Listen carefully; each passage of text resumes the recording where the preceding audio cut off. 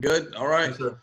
Hey, welcome, guys. Appreciate you taking some time. I know we're in some crazy times right now, and definitely unprecedented in our lifetime. So, I thought this was a pretty cool deal that Coach G's put together, and I appreciate you inviting me, Coach G, to do it. On behalf of Coach Satterfield, I'm here to represent Louisville and share some things that have worked for us in the past and what we do in the kicking game. I think Coach Satterfield he is phenomenal. I think he's the best in the country. So if you ever find your way over here in our area, certainly come by and see us once all this stuff kind of calms down and things get back to normal. But anyway, I'm honored to be here. I had told Coach G that basically, what I've found as far as a clinic setting, what I get the most out of is being able to interact and ask questions and just kind of kick around ideas. And so I've got, I told them we'll take kind of the first half and talk about the coverage game, kickoff coverage and punt protection, punt coverage. And then from there, we can talk, the last half about the return game, punt return and kickoff return. I will tell you that, essentially what I'd like to talk about and present is more technique driven, less scheme. And to be blunt, not really going to share a whole lot about what we do scheme wise at Louisville, more so about what we do technique wise and what I believe technique wise that works and has worked at all levels. I was a high school coach in the state of Florida for a few years. I was, my father was a high school coach, longtime high school coach in North Carolina for about 45 years. So, I've seen where things, things don't always work. We don't always emulate what the pros do. And in high school when I was young, I kind of was like, well, we'll do it just like, North Carolina's doing it or just like Florida's doing it or whoever. And that doesn't always translate. So, if you do have specific questions to what will work better on the high school level or the college level or whatnot, feel free to share those as well. So I guess what we'll do here, Coach, I think that what we can start with. There was somebody just popped in there on you, Coach G. Yeah, I'll handle that. I didn't invite her. I don't know if you did, but I didn't. No, I'll handle that, Coach. Don't worry about it. So we got. Let's see here. I'm gonna try to share this screen if I can make this thing. If I can figure this out.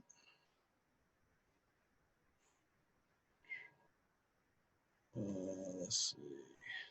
Here it is. So we'll start with some kickoff coverage principles here. And this was, I can't remember who showed this to me the first time, but it's been several years ago. But I think this kind of makes sense as you're presenting this to your players of what kickoff coverage, what we're trying to get accomplished. And so basically what this gentleman showed me was that, all right, you take, a lot of your kickoff coverage guys are going to be defensive guys. And so you take your defensive line out of it. So take those D linemen out of it and just put your second level players and your third level players on the field. And from there, you look at like if you were a 4-3 defense and you were just going to play toss sweep, just old school formation toss sweep. And so as you label players, you see you got 2 corners, 2 safeties, 2 outside backers, and a Mike backer. He's like, all right, so if you were going to go play toss sweep to either side, your Mike linebacker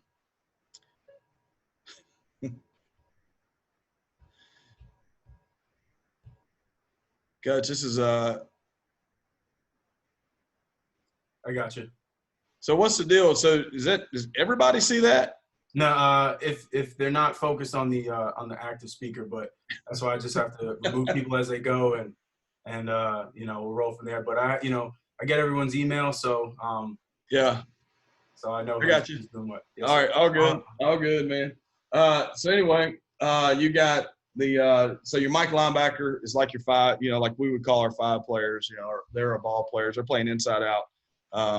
No contained responsibility. They're running sideline to sideline, and that's what you're trying to get. Typically, depend on, wherever we line guys up, it could be our fives in a base coverage scheme. It could be your threes, your fours, whatever.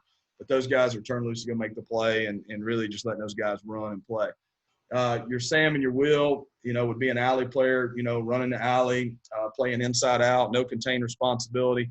The only difference in the coverage aspect with the fours and the fives would be that the fours are trying to maintain some spacing to the fives. They're trying to play off the fives. So, we're not letting the fours be as free as the fives just because you want to make sure the guys aren't stacking each other and you're not leaving too wide a space open on the field.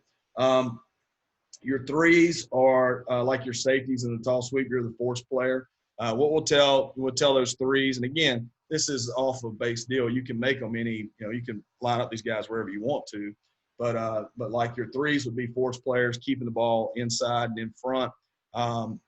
We would leverage what we would do there with those guys with the force players is tell them they're going to leverage the outside shoulder of the ball carrier. You're not absolute contained, but we'd love for you to turn it back inside to your help is what we would like to do with those guys in that position.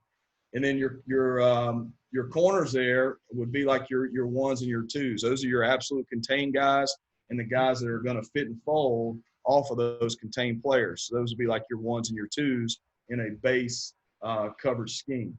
And so as we're through the years, I felt like particularly at the high school level, this was very helpful in trying to explain what we're trying to get accomplished with kickoff coverage. It all came about because we had a guy that was presenting one time, and he had all these things labeled the same way, like the fives were ball players, the fours are alley players, threes were force, ones and twos contained, and safeties. But unless you're a defensive player or you're really a guy that's really locked into defensive terminology, which not all our guys are, I thought this was an easy way to present and to start. So through the years, I've used this to kind of start the season or start your off season to try to explain to guys, this is how we're trying to get lined up. This is not lined up. I'm sorry. This is how we're trying to cover and where. So where these principles come from when we tell you that you're an alley player, a ball player, force player, contain, or you're a safety. Okay, so I always thought that was kind of helpful to get it started. The other thing that we talk about a bunch, and if I can find it, that's not the one. Just bear with me, guys.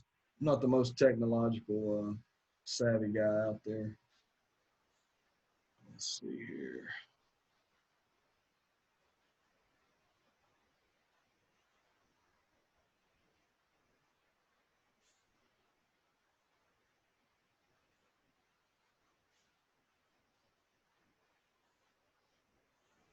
Coach G, can you see that? Is that screen shared there?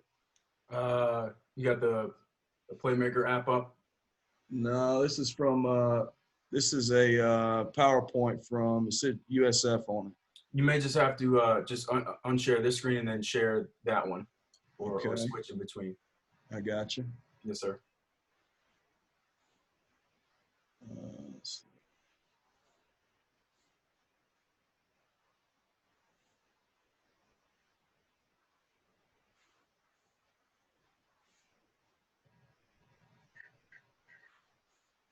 Stop share.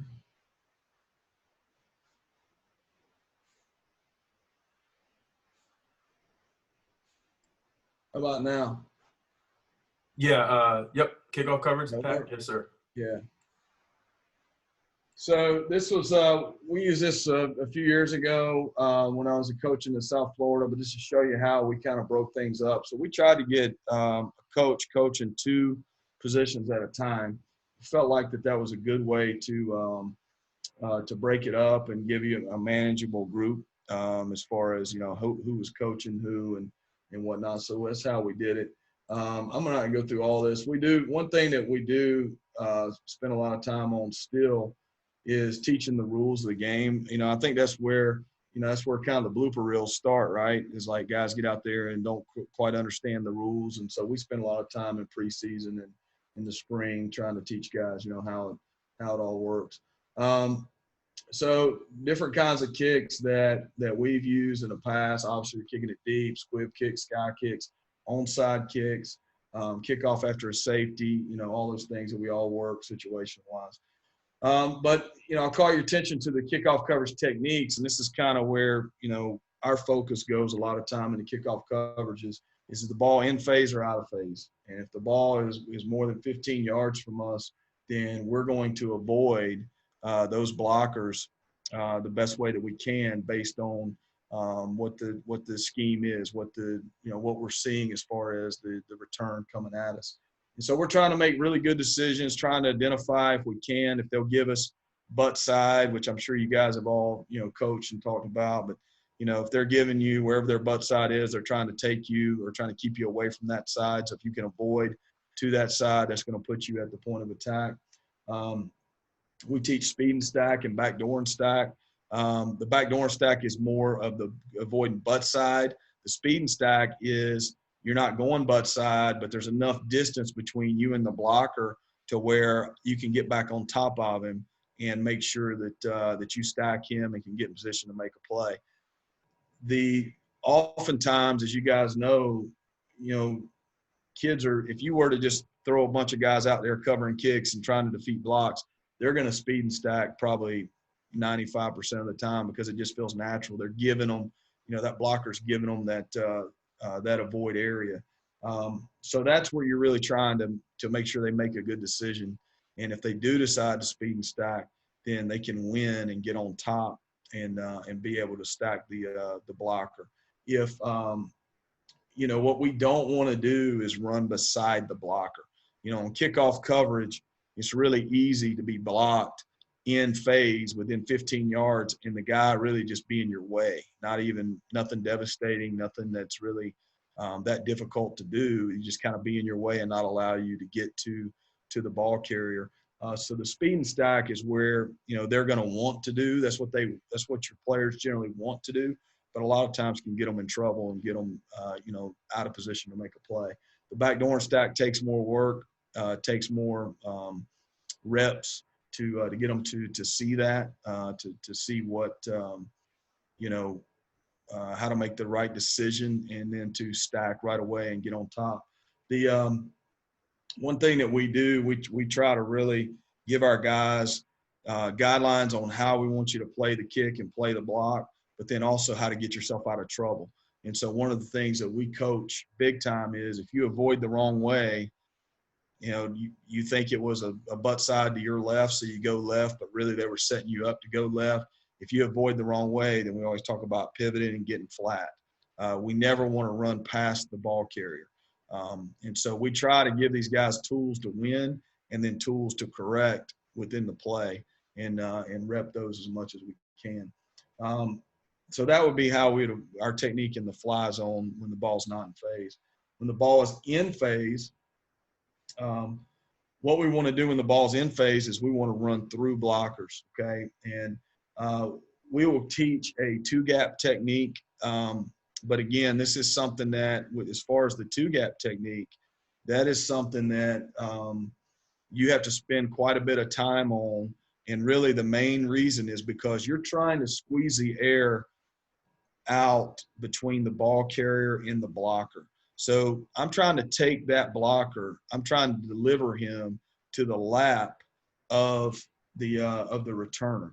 And if I can do that, then I'm going to make that returner, I'm going to bounce him and make him run side to side so we can rally to the ball. The problem with the two gap, in my experience, is if you're not long striding, running through the blocker, which a lot of guys won't do just because of instinct, they'll kind of stop and try to peek and look around and peek and try to find the ball carrier. That's where the two gap is not as effective because now we're not squeezing any air out of it. We're when we start talking about the return game, what we're trying to get in the return game, what we've always tried to get is a clean picture for the returner. We want to get as much clean air to where he can make a good decision as possible. So if you're not two gapping, with any force and moving guys back and squeezing the air out of it, then really all you're doing is just occupying that blocker and allowing that returner to make a quick decision and be able to run by you. So I think the two-gap technique's excellent when it's done correctly. I think it can get you in trouble when you're not striking on the rise, you're not hitting on the rise, if that makes sense. So those are techniques that we teach and we've taught for years, and we'll continue. That's some huddle stuff. We do like to huddle. I think when you huddle, you make them defend the huddle, and I think there's some advantages to that. This is in general like a deep kick. Typically your speed and read zone is your first 20 yards or so, where you're trying to figure out what their scheme looks like. Your fly zone is when you're going to start, taking on blockers. Now, I will tell you that as time has gone, I've seen more teams set their blocks really deep and set their blocks more into the strike zone area. And obviously these yard lines, this is in general because it all depends on the kick as well. I was talking with Greg Nord, who has coached at Louisville for a long time and most recently coached at the University of Florida. He's a longtime special teams guy that I used to visit with up here a bunch. And he and I were talking last week, and he kind of put it in a way, and I guess I'd kind of looked at it this way, but never really in specific terms. But, when you're trying to figure out if you're covering a kick well, if you're tackling the ball halfway, if they get half of where your defender is and where they catch the ball, for example, if they catch it on the goal line and you're at the 30, if you tackle that guy by the 15, then you've got good coverage. And you say, well, coach, that's pretty simple. Yeah, I can figure that out. We just tackle them inside the 20. Well, that's true, but I know a lot of times you don't get the kick you want. And a lot of times as coaches, we look at it as, well, we kick the ball to the 8-yard line and the guy gets it out, he gets it out to whatever, the 27-yard line. And we're like, well, what is that? Say 23-yard line. He gets it out there and we're like, man, we got to do better than that. Well, in all actuality, it's pretty good coverage. And so that's a pretty good, I thought it was a good perspective for me to hear from him. It kind of, makes me think a little bit about, what you're asking your players to do and then what kind of feedback you're giving back to them. One thing that we got away from years ago was if the kicker kicked it in the wrong spot, we would make that point. We'd say, hey, you're supposed to kick it, deep left, and we want it over there by the numbers. And then the guy kicks it, he kicks it outside the hash. And then there were times early in my career where we would just go nuts on the kicker. And we do it in a team setting with the kickoff coverage team in there. And what I found over the years was that, well, really what we're doing is when those guys covering the kick, we're kind of giving them a built-in excuse to where, because they know about how we reacted before, he kicks it in the wrong spot. Well, then, coach is going to blame the kicker. If I screw it up, it's really not that big a deal. And so that's one thing we kind of changed a while back is we tell our guys, it doesn't matter where he kicks it, we're going to cover it effectively. And then from there, we will tell the kicker, hey, we need it in this spot. And if he doesn't, then we certainly let him know that. But we kind of changed how we convey that message over the years. And that's made our coverage better. It's made guys, cover as hard as they could every time and not let up when they see the ball go where it's not supposed to go. Let's see here. Just different types of returns. We talked to them. Now the wedge is illegal now. I don't know. What's going on in high school with the wedges? I'm curious about that. Has that been a change or is it still the same? We work like for us, we work kind of like a 4-man wall, but we really can't kind of wedge it up like real. It's kind of. Is it against the rules now if you guys come together in a wedge? I believe. Well, I guess it depends where state you're at. One coach said they're still allowed for them. Yeah. Except in Texas. Well, they just changed the rule in college, but honestly, we saw teams this year didn't really change. Seems like it depends on the state. Depends on where you are. Yeah. Yes, sir. Well, we saw teams that didn't really change, just kind of did what they always have done, and it really didn't get called. I think it moves really fast for the officials. I think it's something they really can't see very well. But anyway, we talk about, the different types of returns you're going to see, the wedges, the double teams, if you're going to get trapped, crossers coming across the field, and obviously any deceptive stuff. And then just what areas that teams are trying to return the ball. It's typically going to be a sideline alley or down the middle return. And Justin, you can stop me anytime. Yeah, a couple of questions just came in, actually. Okay. Is it recommended to make crossings in kickoff? Crossings. What do you mean? Coach, can you just expand on that? Coach Cordova, just expand on that a little bit. While he's doing that, another question is, who works directly with the kickers and punters at practice? Do they have kicking experience? If not, why do colleges not invest in guys that have kicking experience? It sounds like a kicking coach. Yeah. Exactly. He put that at the end. Probably for hire too. Well, I was a long snapper in college, and I kind of started I can just tell you how I do it. I started my career teaching long snapping. I was around a bunch of kickers and punters working camps in the summertime when I was in college. So we coach them ourselves. We reach out to all the guys that the kicking coaches out there, and we get their input. And typically, guys are working with with everybody. Pretty much has a coach nowadays, and so we're certainly open to talking to those guys. We're good, Coach. Okay. What did you get any answers on that crossing deal? He hasn't expanded on it yet, Coach. All right, cool. All right. Let's see here. This is just all this is here is just kind of explaining a little more in detail what we're asking those guys to do. Kind of that's the first deal I started with the the ball players or inside out players, no contain responsibility. The alley players are playing inside out, no contain. They're playing the inside number of the ball carrier, okay, and then they're trying to space off of they're trying to space off of the fives. Force players, keeping the ball on the outside shoulder of the ball carrier, turn the ball back inside, and then your contained players. Now I can tell you with the twos are setting the edge. Those guys are setting the edge of the coverage, keeping the outside arm and leg free. And if you're on the backside, you got the 21-man rule, so you're seeing all 21 guys on the field. And then the ones are playing off of them, playing off of the twos. If the two does his job, then the one's going to fold into the scheme. If the two doesn't do his job, then the one gets vertical right now and becomes a contained player. So, Coach, he was saying, I guess, just having two players cross on kickoff.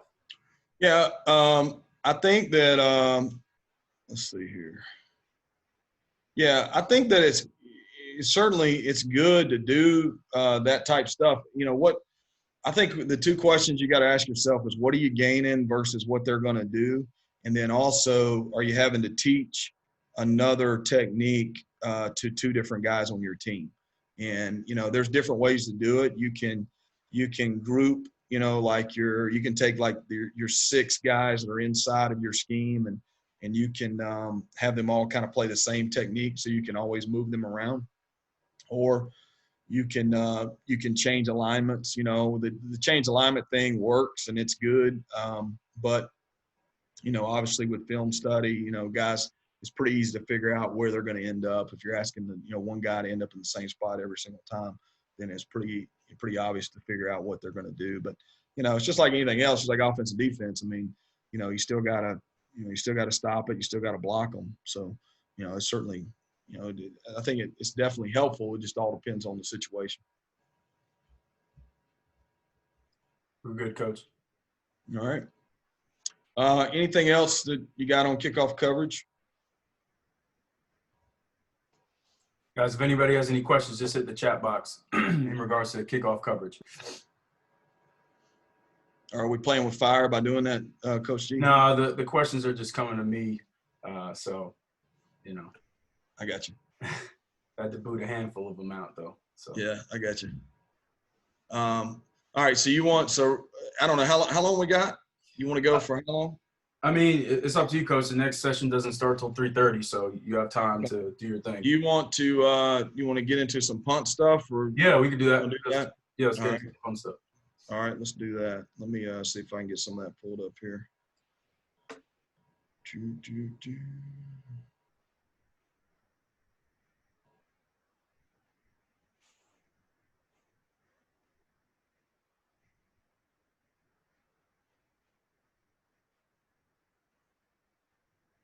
All right.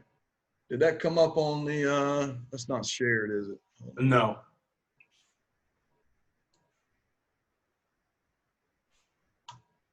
How's that right there? Is that shared?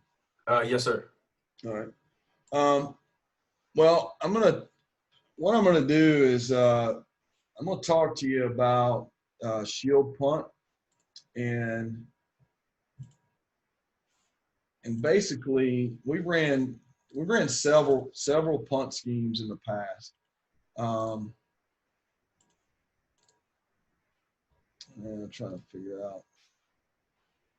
So I think the shield punt is the most versatile punt in terms of being able to run it at any level. I think that it's easy to teach and easy to count. Probably fits personnel better than most schemes. So I'll just kind of talk through that a little bit, and then we'll talk through some technique stuff. This will be a little bit more scheme than technique, but essentially, really what it comes down to is, can your long snapper protect? And if your long snapper cannot protect, then shield punt is the way to go. If your long snapper can protect, then you can include him in protection, and what that's going to allow you to do is get more guys out in coverage. So, that's really where it starts when you're talking about punting the ball. The shield punt snapper, this is a guy that can't protect, so he's got no protection responsibilities. They're going to have to adjust to us. We can do a little bit formationally, not as much as you probably like to, but you can do a little bit. You do get your coverage players, and they can get into coverage faster, depending on your splits. That can help you. And then if you can rugby, which if you can add the rugby element to it, then it becomes a scheme that's really hard to defend. And then you do have several fake possibilities out of shield punt. Your off time's got to be good because you're going to turn loose. You don't have enough when your center's not in protection. You're turning loose to the backside, at least one guy off the backside. So your op time's got to be good. We shoot for 2.0 or better. Your backside end has got a really tough block. He's got to cut off that backside too, and get him out of the picture. Your shield players, if you're going to a traditional shield where the center doesn't protect, then you're going to turn loose of guys on the inside, and your shield players are going to have to be bigger guys. And the bigger guy you use, then the less reliable they are in coverage. So if you're using offensive linemen, some defensive linemen, then those guys are going to be less reliable in coverage. So you got to be aware of that. And then, if you are going to, I do recommend that if you go to straight shield, that you are able to rugby punt. This is how we coached it up back in the day. This is we would have one guy on the left side, one guy on the right side, a guy coaching the shield, and then I would coach the center and the punter. Is how we did it a few years ago. So red and black for us then was a normal punt. Okay, so that was a normal traditional punt. Silver was a rugby punt, and this was kind of, we'd make these calls from the sideline, and so the regular punt would be, from the 35, from coming out from the 35 down the field. We'd be thinking about rugby punting from the 25 in. It's 35, 25 in, and then we'd go to tight punt if we were -3 and back, just to kind of just make sure we got it protected and can get it out if we were backed up. Cadence stuff, we need to worry about that. This is what I was talking about alignment-wise. So, like if let's say we're punting this ball to the right, which would make a red call, then this cat right here, this end, okay, we would tell him we go 2 yards here, 2 yards here, 3 yards here, and then we tell him to try to get one more. And then if he got one more, he could free release because the guy couldn't get there in time to go pressure the punt. Plus, he's eligible, which certainly adds another aspect to it. The left end on the other side, we would try to get him to 3 yards, but we would tell him he would have performance alignment because if we're punting that red call away from him, he's got to block the 2 to his side. So we try to get him to draw that 2 out, but a lot of times he won't because they're going to play the 1 with him because, again, he's eligible. But anyway, if we could, we'd like to get that split. If we can get 3 yards right there and get the 2 out here, then he could free release as well. So that was kind of alignment-wise. That kind of helped us a little bit. These 2-yard splits, we try to make them as non-negotiable as possible because we want to widen the edge, particularly on the backside. Try to get eligible numbers in here if you can, but again, if you're having to use a lineman, that's going to be tough to do. And then obviously we would the punter would be lined up at 15, ready to punt the ball. There's a whole lot of stuff that probably is not going to translate too well on the computer, but I can tell you at the top right here, you basically are going to teach 2 steps, and this is where we get into the blocking technique. If the guy you're blocking, if he's within your body, then you're going to work a 6-inch slide step. We call it a lead step, and you're going to destroy the charge, and then you're going to get out into coverage, okay? So if he's within your body, you're going to do a lead step. If he's outside your body, you're going to bucket step, and that's a wide 45 degrees drop step, okay? Inside or outside based on the defender because it's a man scheme for the guard, tackle, and the end. These guys are all blocking man. So you identify your man, where he's aligned, and that's going to tell you how you're using your, what steps you're going to use to protect the punt. Your backside end, the guy that's got the backside block, he's going to be bucket stepping a lot and trying to work like heck to get his head across the defender and wash him down. And then your shield guys. So your shield, you can do it one of 2 ways. You can man it. They're going to know who's coming free. So you can assign them a man and you can man it. If you man it, you can use smaller guys because they're going to be more aggressive, or you can zone it and you can use bigger guys. It just kind of is up to what you have and what you feel comfortable with. When you zone it, you're less vulnerable to twisting and in any kind of games are working on your shield. However, you're not going to have as heavy guys in there typically. When you zone it, I don't know, I kind of lost my train of thought there. I don't know if I said zone or man, but basically if you're zoning it, then you don't have to worry so much about twist. If you're manning it, you do have to worry about twist because it's really hard to pass those off. So you really got to just kind of commit to it, and your op time's got to be great, if that makes sense. If that's unclear, just throw a question in there and we'll hit it again.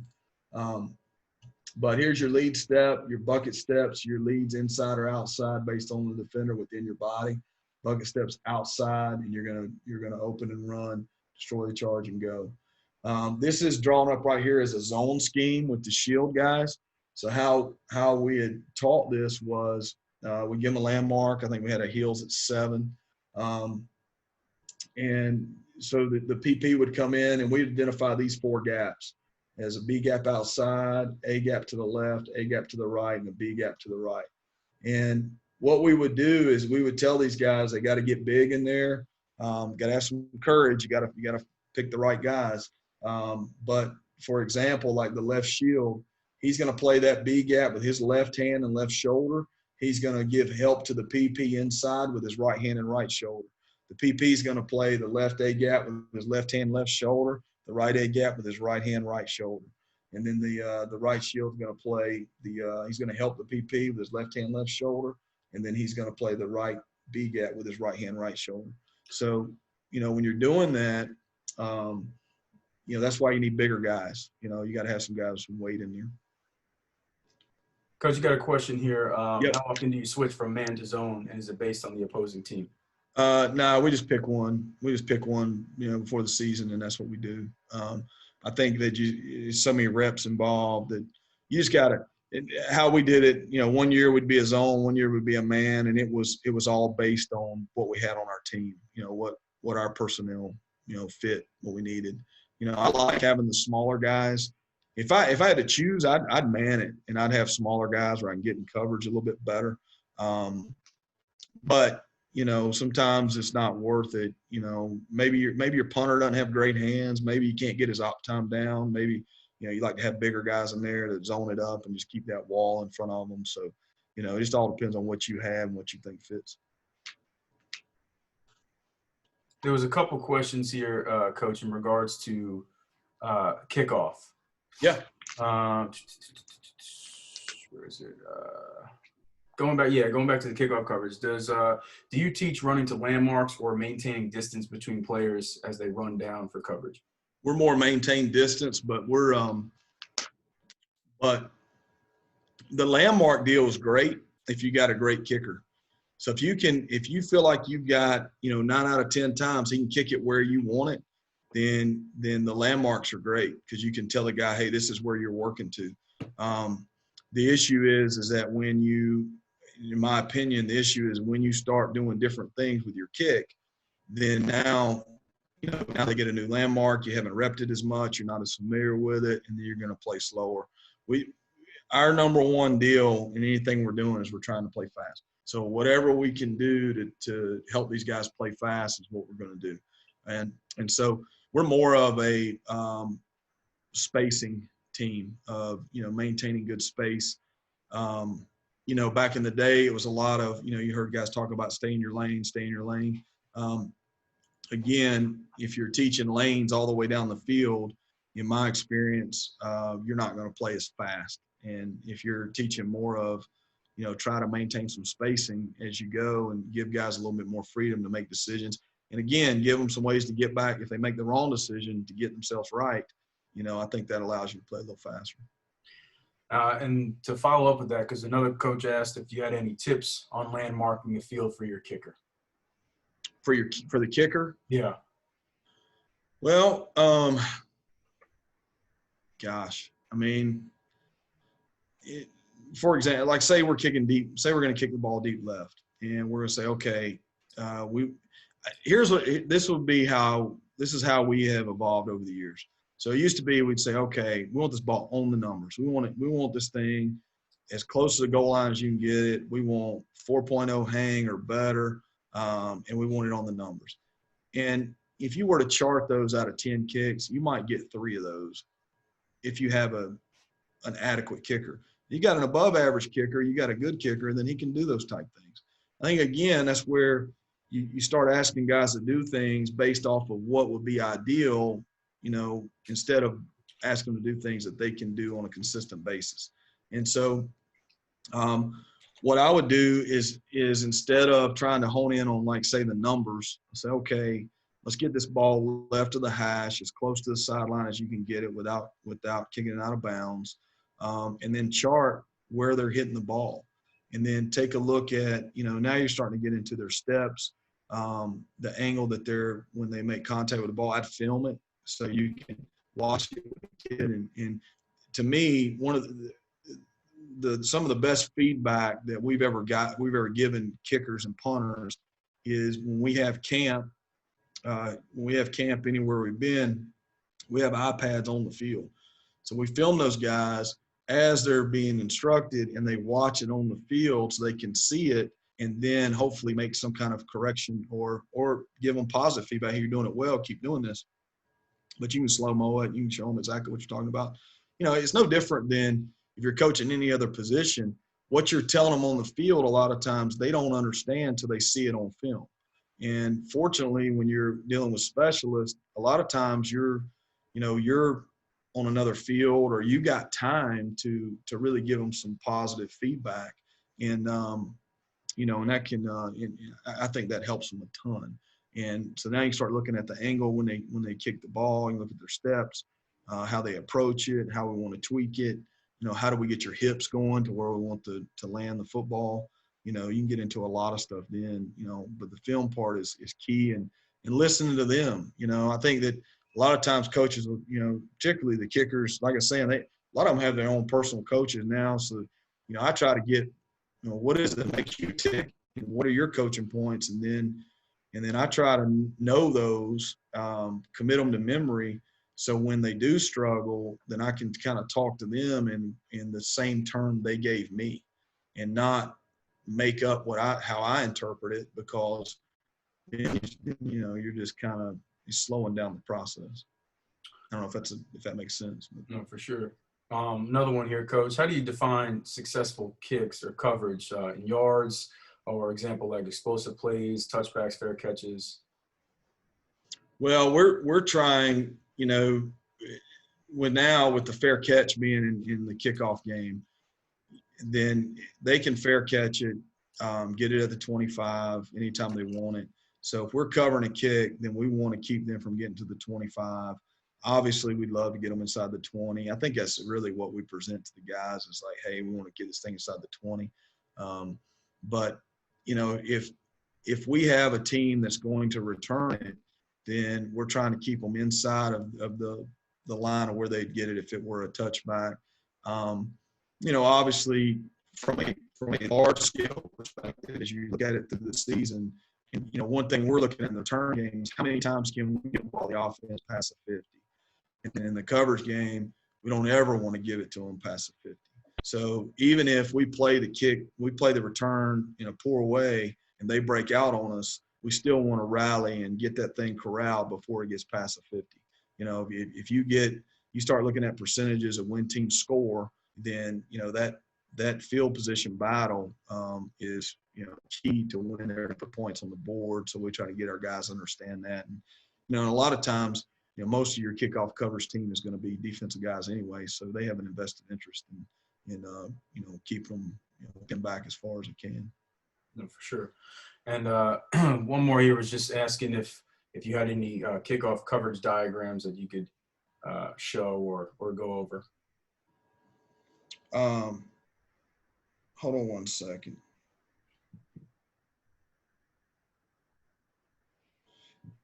Hey, I know we got a guy on our staff trying to get in on this meeting, Coach. He said he got kicked out. I don't know how you can I sent him the link. Yeah.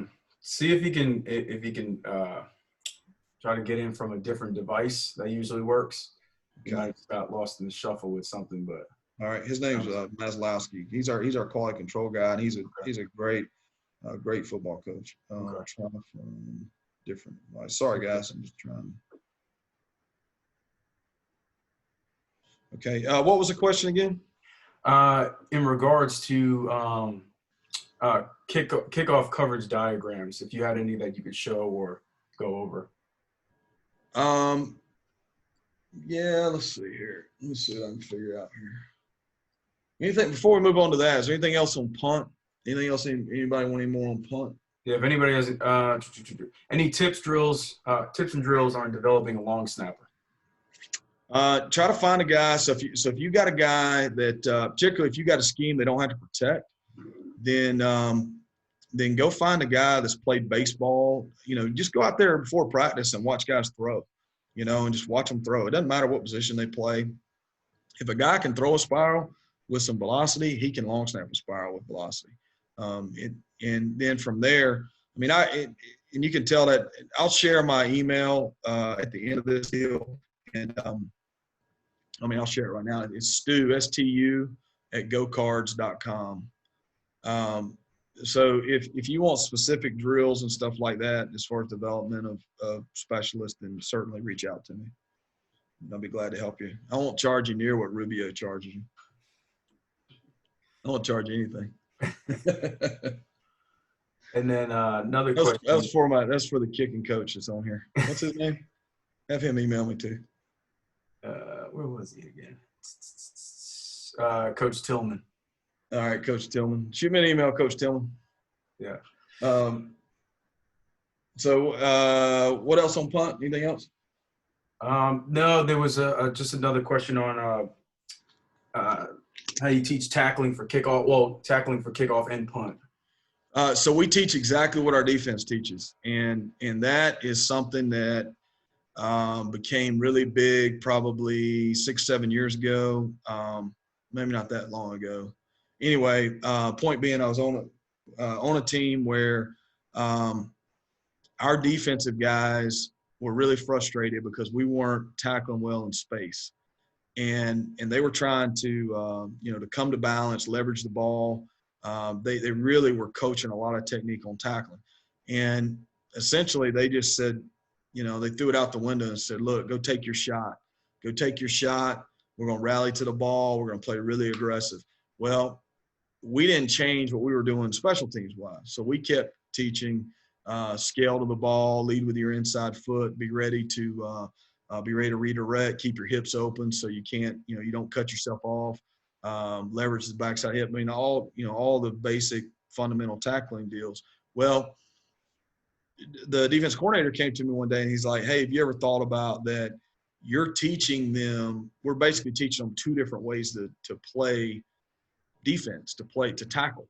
And he made it, and it was a great point. And I said, yeah, I hadn't really thought about it, but we're going to teach what they're practicing defense a whole lot more than they are special teams.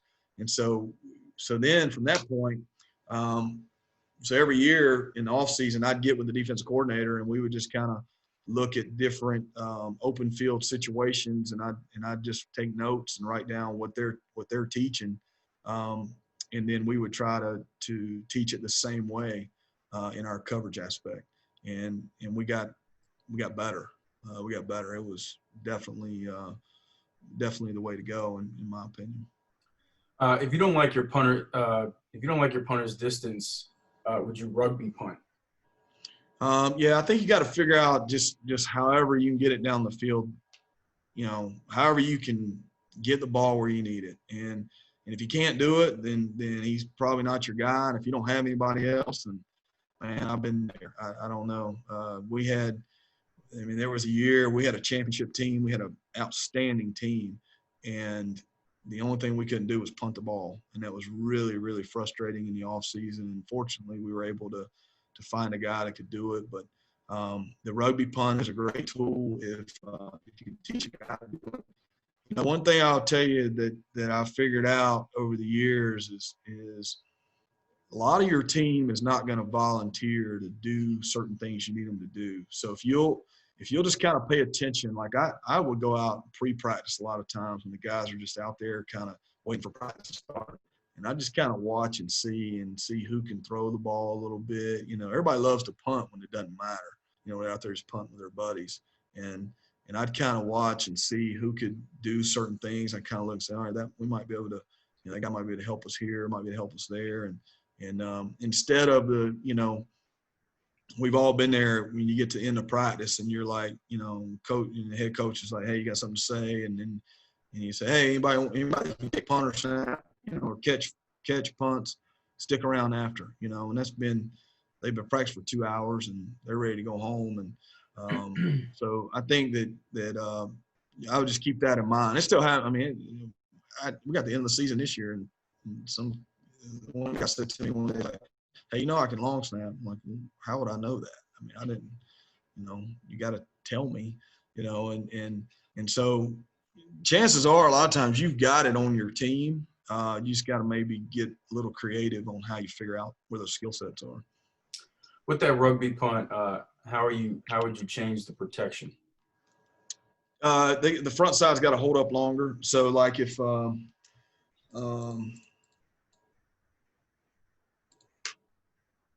let's see here.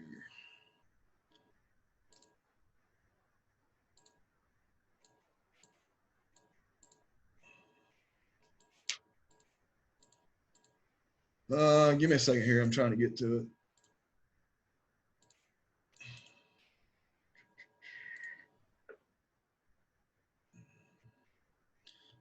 Hold on.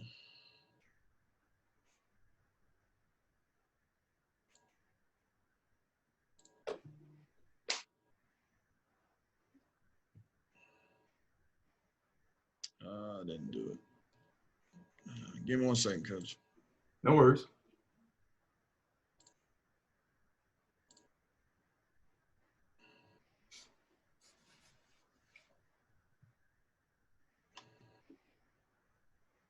For some reason, it's not letting me. I'm sure it's not. It's not it ain't the technology. It's me. Let's see here.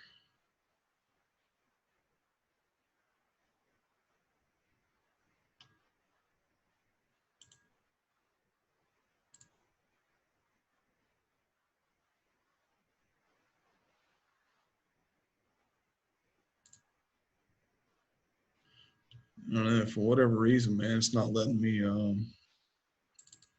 Every time I open it up, it's just going right to a. What are you seeing on your screen? Just you. All right. How about now? Same thing? Yes, sir.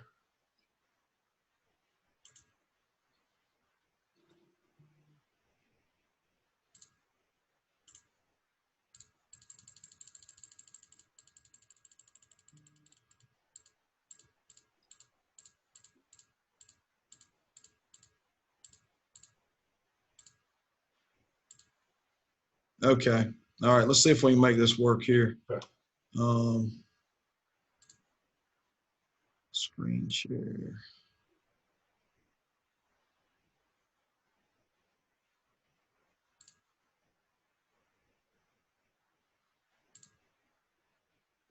All right. What do you got now? Rugby punt. All right. All right. So with this, you still got it? Yes, sir. Okay. All right. So with the rugby punt, so it's basically a right protection. This is assuming you got a right-footed punter. And so a couple things have to be adjusted. So now your right end, there's no free release now. He's got to protect because obviously the ball is being punted behind him. And then so then your front side, your guard, your tackle, your end, they have to hold their block. They're blocking R1, R2, and R3. They got to hold their block for 1 full second because it's taking a little bit longer to get the ball out of his hands. Your shield guys are now going to work in unison. So the PP is going to insert into the shield and then start shuffling to the right. And they're now it's going to become a zone deal. Okay. So here's how we would teach it. We would say, all right, you're the right shield.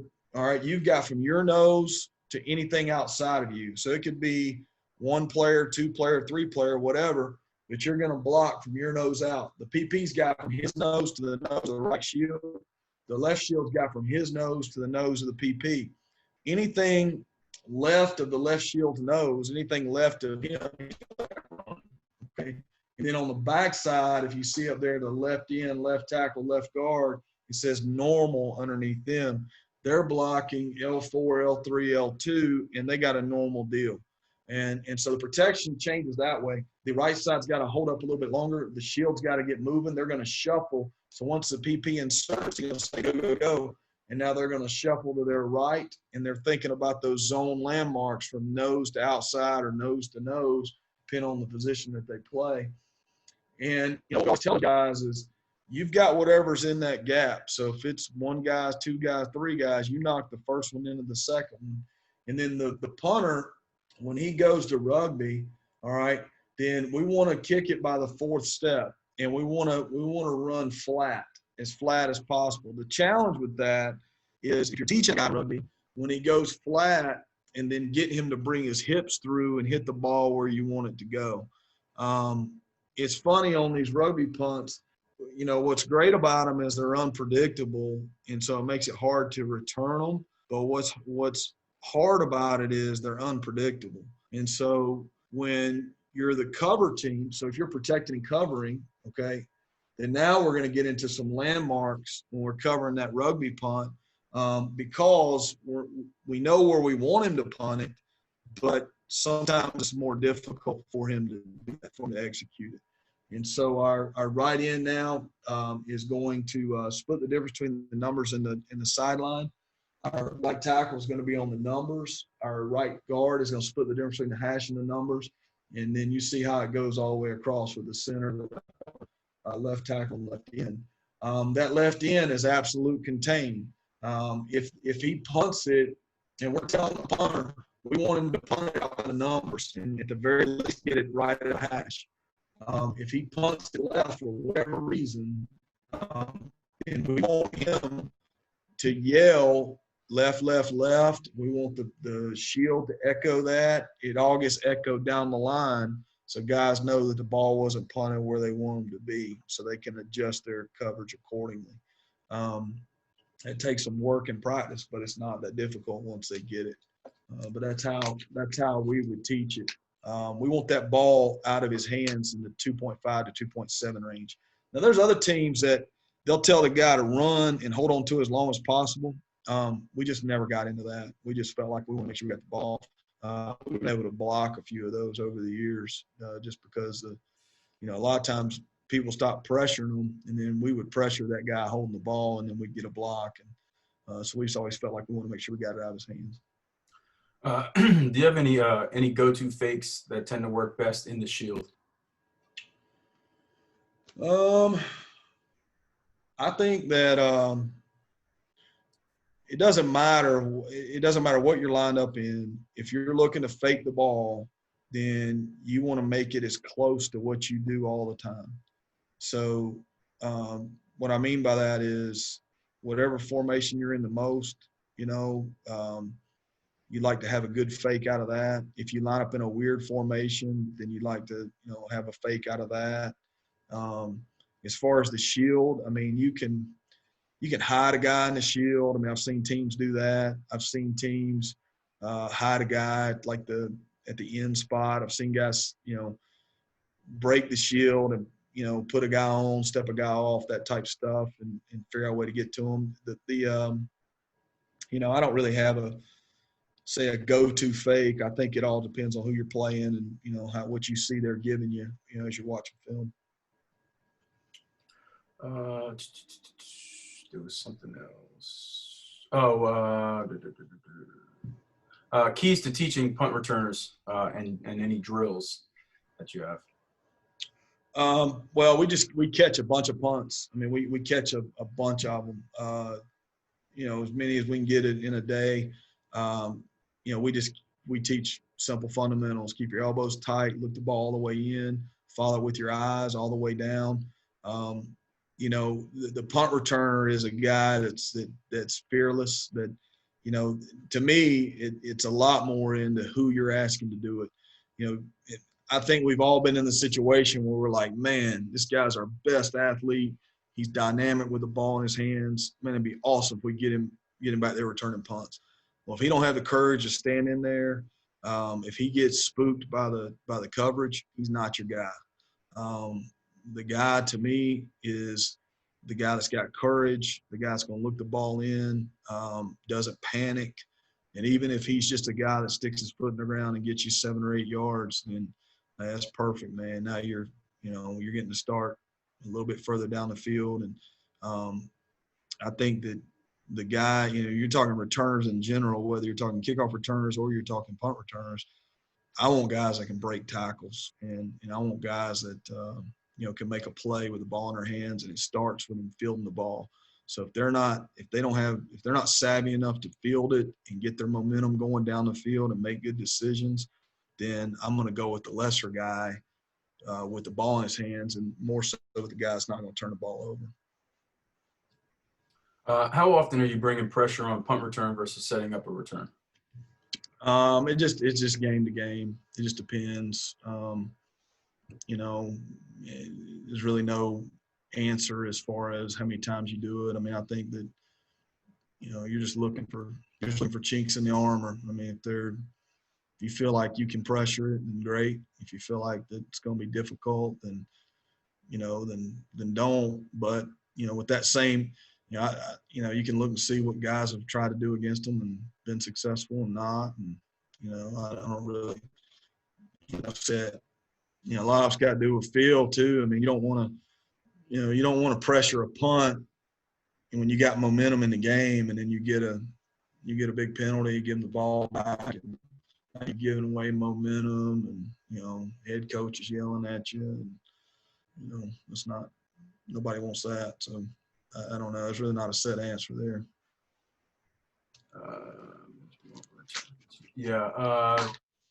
Coach wants to know, in your opinion, why do you think that the shield hasn't been adopted by teams in the NFL? The rules are different. So in the NFL, you can only have 2 guys leave on the snap. Their rules don't allow for it. The other 8 guys in the NFL have to wait for the ball to be punted. So there's really no advantage to being in the shield. You could line up in it to get it protected, I guess. But there's, the whole deal with the shield was to be able to get, Coach Ayers at Wofford. He's the first guy I saw do it way back in the early 2000s, and he used to spread them all the way across the field. And his guys would just open and run and get in coverage, and that's kind of where it all started. And it was really innovative and really changed the game. But the whole idea was, the shield part of it was just to, get some big guys back there to protect the punt and then get like 6 guys in coverage. And the NFL just doesn't allow for that under the rules. Good, Coach. Cool. All right. Anything else? We good? You want to move on? Yes, sir. All right. What do you want to do? You want to go some return game? Yeah, let's do that. Got How much time we got? 10 minutes, Coach. 10 minutes. All right. Let's tell you what. Let's talk kickoff return because, I'll tell you quickly about before I get to kickoff return, I'll tell you quickly about punt return. To me, punt return is so different now because of all the formations. So it's really, punt return is almost its own deal. Everybody kind of does it differently and how you get lined up and all that. So it's that's a long discussion. So let's just go into some kickoff return stuff. And, I thought what would be good is I'm just going to pull up just a base return. So can you see this middle R5 return? Yes, sir. Okay. So like this return is a 6-man. This is a 6-man front with how we'd identify this. We call it a 6x3x2 scheme. And so what you got here is you've got 6 single blocks up front. You got a 2-man wedge on the back end with the fullback in the right end. You got a left end that's going to pin the L5. Okay, not pin. I'd say push him out. And then you've got the off returner kind of helping with him. You really, this could very easily look like a double return where you got a double team on both sides. But the reason why it doesn't really matter, you could put any return up here. And I'll just tell you a couple things that I think are vital to being a good kickoff return team. Number one is getting the guys up front. They have to see the trajectory of the ball, and they've got to understand that obviously by alignment they know who they have to block, but they've got to understand based on how that ball travels over their head what path they need to get to make their block. And that, to me, is probably the biggest coaching point of those frontline guys. And once they see when that ball's kicked, and they know if they've got leverage and they're going to keep leverage, or if they don't have leverage and they got to go get leverage, the path of that ball is going to determine, where they need to be in terms of making their block successful. The second part is they have to sprint there. You can't let your mind tie up your feet. You can't play slow. You've got to sprint to wherever your landmark is. So we'll give our guys a landmark on the field. So like right here, the right guard, he's going to make his block at the 30, and we'll draw it that way. And then we'll tell the right tackle he's going to make his block at the 35. And the same thing with the center, same thing with the left center, same thing with the left tackle. And the left guard's going to make his block at the 30. But we want to really harp on those vertical landmarks so we can give the returner as much clear vision. We want to clear his vision as best as we can so he can make decisions in a fast way and not get disrupted as he's returning. So to me, that's the hardest thing, particularly early in the season, is hardest thing to rep and get guys to understand what path I need to get on in order to make my block. And then on the back end, like we kind of talked about earlier in the talk, on the back end, depending on what set of rules you're playing under will depend on what you do on the back end. If you can still make a wedge, then like I would tell that fullback, he's going to sit. This is a landmark wedge what's drawn up here. where he's going to the middle of the field because we're trying to take it to the middle of the field. So he's going to the middle of the field, and it's drawn up at the 8. So we're saying this ball's probably going to get kicked into the end zone. We're going to bring it out. Or we would tell him, hey, you're going to go set it up in front of the returner wherever he is, if it's more of an alley return or a sideline return. But I would tell the fullback, you're setting the wedge, and then whoever's going with him, in this case the right end, he's sprinting to get to his hip. And then the guy that makes it, the guy that makes the return, in my opinion, is the off returner. A guy that's a smart guy, that's a tough guy, guy that can make decisions on the run. He's going to make sure that ball gets caught by the returner. He's not going to let the returner worry about anything other than securing the ball and running the pattern of the return.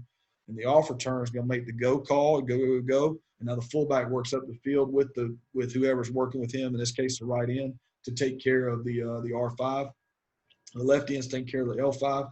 And then that off returner, his first in this return, his eyes will go to the L5 first. And then he would then searchlight for whoever else is unblocked. One thing that we do, and it's not drawn up on here, but I think is important for the off returner and returner, is to always know who we're not blocking. So if they can always tell you who we're not blocking, then when they do get a clear path and everybody does their job, then they know where to look for the free guy. And that's when, in my opinion, when your big plays start to happen, because those guys know, to anticipate where the unblocked player is. So I think the landmark, the path of the kick, and understanding how to get your leverage. You want to flip, you want to sprint. I'm talking front line now. Front line guys, you want to sprint to your landmark. You want to flip as square as possible. Shuffle to your fit. That's a big coaching point. I got years ago, and I never thought about it, but if you watch on film, the guys that cross over to try to make their block, they're done. They never make their block. You got to shuffle to your fit and keep a base, good football position. Then you lock on, play physical, and you want to have that thing secured no more than 5 yards from wherever your landmark is, and allow that returner to have as much clearer vision as you can give him.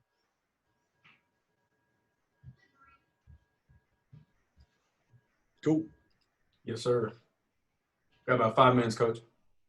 All right. Well, I can just tell you guys, I appreciate the opportunity to do this. Coach G, thanks for putting this together.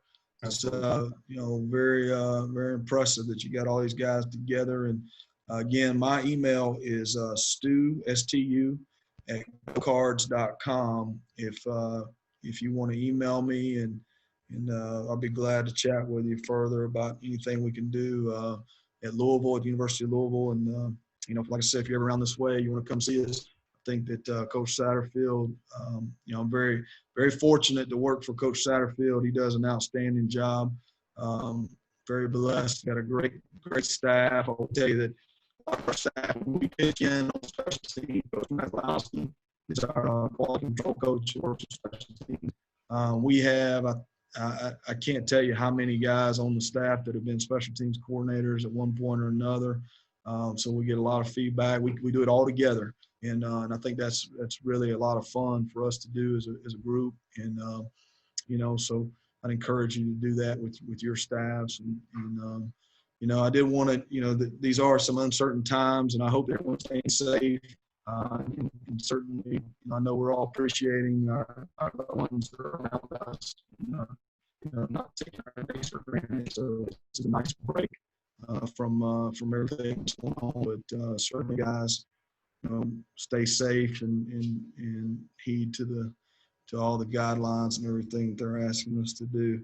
I'll tell you, one of the cool things about working for Coach Satterfield is his wife, Beth, and then our wives that are on the staff. They always give us some motivation before each week. And I just happened, I brought some stuff home from my office, and they give us little cards every Friday. And it'll be, some type of motivational deal. And this was from, I think, later in the season. We were playing Syracuse, but this card was in my locker, as was everybody's on our staff. But it's Hebrews 11:1. Now faith is confidence in what we hope for, and assurance about what we do not see. I know that we are in some uncertain times, and we're all trying to figure this thing out. And certainly, we're in a profession. We're very fortunate that we have a lot of ears that'll listen to us within our team and our programs. And certainly, I know that no one takes that for granted, and we're very fortunate to have that. And I know we're very thankful for that here at Louisville, across the region or wherever. The coaches tell me we got guys all over the world on here, so it's pretty cool. But like I said, man, if I can be of any assistance, you got my email address, and hopefully you got a little bit out of that, and if I can help. Absolutely, Coach. Thank you so much for your time. A couple guys had asked in regards to, if you had a PowerPoint or something that you wouldn't mind sharing. If so, could they just email you? Yeah, just tell them to email me. I mean, you notice a lot of stuff I presented today was from other places I've been, but like I don't know if some got part of me in the beginning, but I'll be glad to give you a lot of stuff I've got. But there are some things that that we're doing currently that I won't share. But any way that I can help other than that, I'll be glad to do so. Absolutely. Well, Coach, once again, man, thank you for your time and jumping on with us to talk some ball, man. Appreciate that. Yeah, appreciate it, guys. Thanks for tuning in.